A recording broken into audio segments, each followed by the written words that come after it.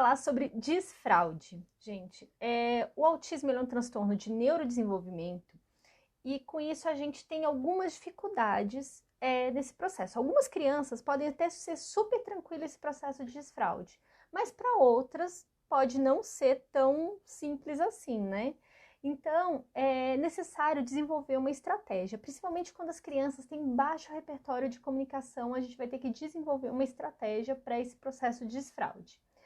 Antes de começar a falar propriamente do desfraude, a gente tem que ter em mente que o autismo, ele é um espectro, cada criança é diferente, cada criança vai ter uma dificuldade diferente. Esse é o primeiro ponto. Outro ponto que eu quero trazer aqui para vocês é sobre uma pesquisa que teve, né, que eu vou depois disponibilizar, colocar o link para vocês, que traz que o autismo, ele tem 66% dos autistas tem outro transtorno associado.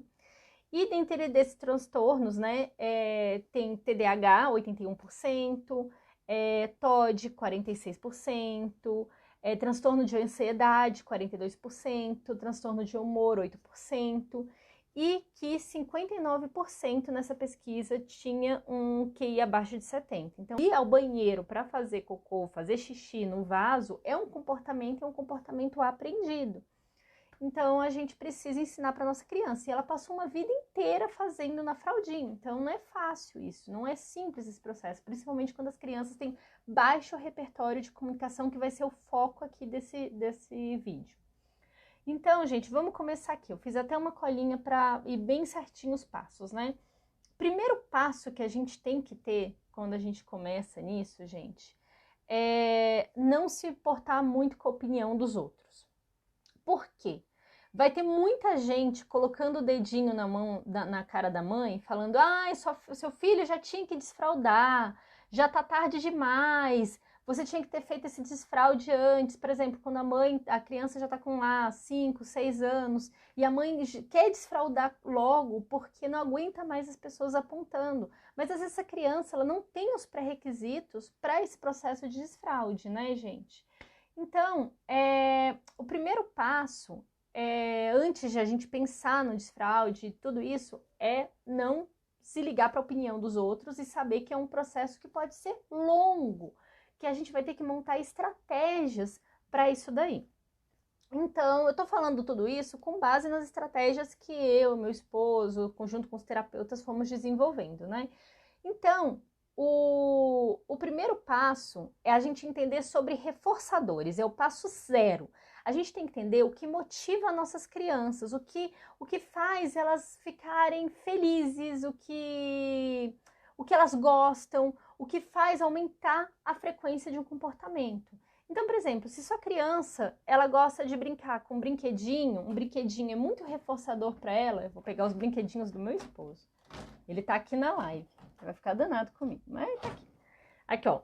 Digamos que ele goste muito de um brinquedinho assim, né? Tá ali com o brinquedinho e você deixa esse brinquedinho, você vai entregar esse brinquedinho depois do comportamento esperado para aumentar a frequência desse comportamento e a gente vai falar isso ao longo. Mas você já tem que ter feito essa lista dos reforçadores. Se você não entende sobre isso, você vai entrar no meu site www.danielafreitas.com e baixar meu mini guia de reforçadores, ok? Esse é o primeiro passo. Feito isso, você já baixou o mini guia de reforçadores, você já entende sobre reforçadores, a gente vai pro segundo passo. Eu falo que esse daí, o primeiro passo do reforçador, é o passo 0. O passo 1 é observar os comportamentos da sua criança quando ela vai fazer xixi e cocô. Sim, é ser um cientista da sua criança.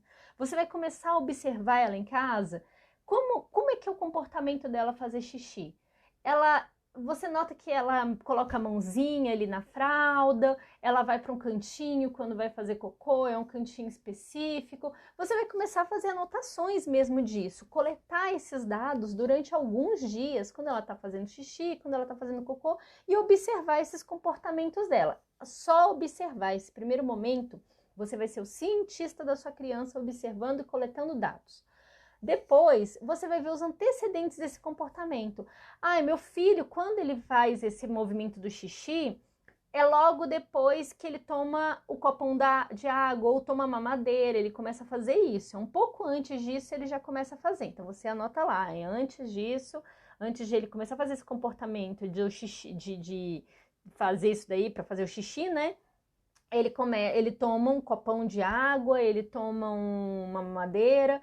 Ou, por exemplo, tem crianças, gente, que almoçou, faz cocô. Tem crianças que, é o caso do Aquiles, tomou café da manhã, fez cocô.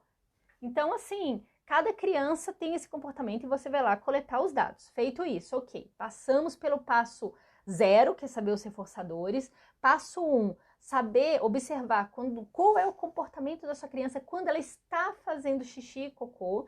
E depois levar o antecedente, levantar os antecedentes desse comportamento. Tomou água, tomou um copão de mamadeira, enfim. Você vai levantar tudo isso daí. Quando tomou uma mamadeira, um copão de água, uma mamadeira.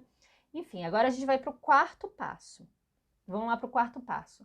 Associar toda vez que vai ao banheiro a uma imagem no banheiro. Você pode colocar uma fotinho, um desenho, mas nesse momento você só vai levar ela ao banheiro, você não vai tirar a fralda, você não vai colocar ela no vaso, você não vai fazer tudo, nada disso, gente. Você só vai pegar essa criança, quando ela começa aquele comportamento, você viu, você já tem um antecedente, você já sabe que toda vez que toma água, toda vez que toma o copão de mamadeira ou acaba de almoçar, você já sabe que esses daí são os antecedentes para o comportamento de fazer cocô ou xixi. Então, você já vai direcionando essa criança para ela associar que o banheiro não é só para tomar banho, que o banheiro também é para fazer cocô e xixi. Ela vai fazer na fralda, mas no banheiro, o cocô e o xixi.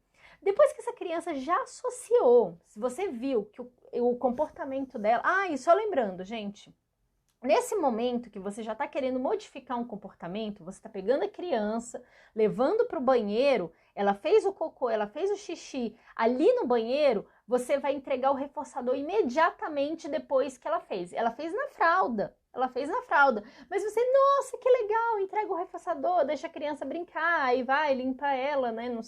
Cada pessoa já tem a sua estratégia de limpar, ou limpa no box do banheiro, ou já consegue limpar no adaptador, na privadinha. Cada família tem já a sua estratégia aí, então tô falando só sobre esse primeiro momento, né? Aí a criança vai reforçando o comportamento de, eu fui pro banheiro, ganhei uma coisinha legal, né?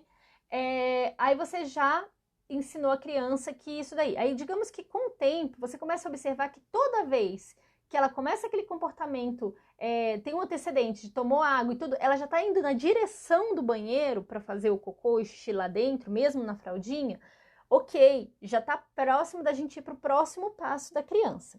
Só um adendo a isso tudo, porque é o seguinte, a gente quer colocar a criança no vaso, ou no troninho, ou no adaptador. A vantagem do adaptador é que pula uma etapa. Se você colocar no troninho, vai ter que depois ir do troninho para o adaptador. Então, às vezes já é legal já usar o adaptador já de cara. O adaptador, ele pode causar repulsa à criança. A criança pode ficar com medo, aquele buraco, de sentar no buraco. A criança pode ter medo, pode ter aversão a isso. Então, a gente vai ter que ir com uma etapa de pouquinho em pouquinho para a criança se acostumar a fazer xixi e cocô no banheiro.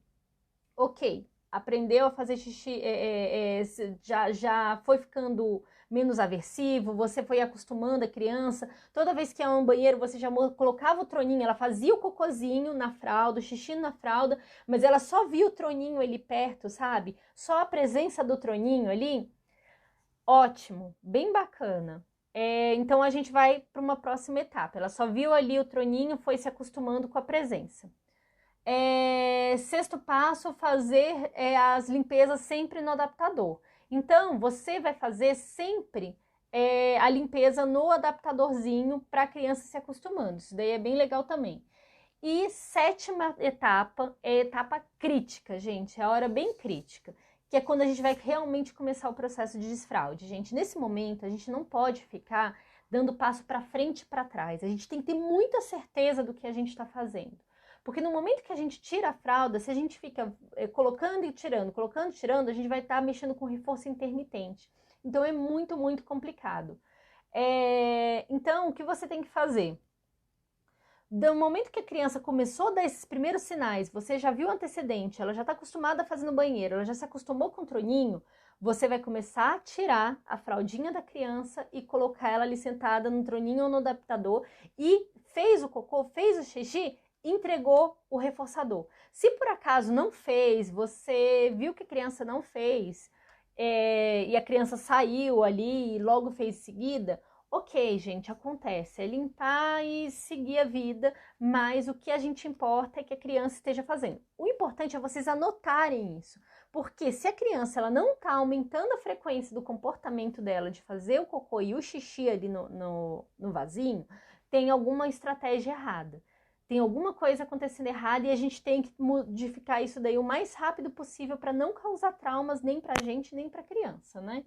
Então, assim, isso vai ter que ser feito várias e várias vezes, não é rápido, não é simples, mas a gente tem que seguir essas etapas. No início, você pode até manter a criança com a fraldinha quando você vai ao banheiro. Ela fica ainda de fraldinha no início, mas depois de um tempo não é ideal. Isso daí é uma orientação que eu recebi da terapeuta ocupacional, que a criança se sente suja e isso é bom para ela se sentir sujinha e você faz a limpeza, ela se sente melhor com isso. Então, assim, isso vale também para crianças que usam babadores. Então, assim, se a gente fica usando muito babador na criança, a criança não sente o peitinho sujo com comida.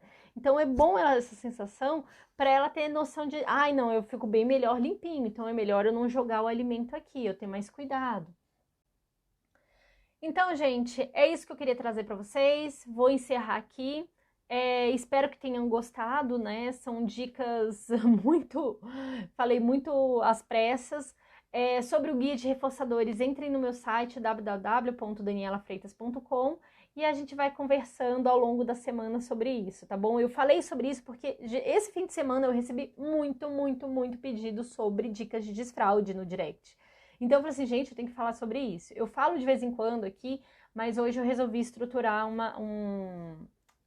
dicas mais pontuais, assim. Então, tudo de bom para vocês, um ótimo dia e até mais!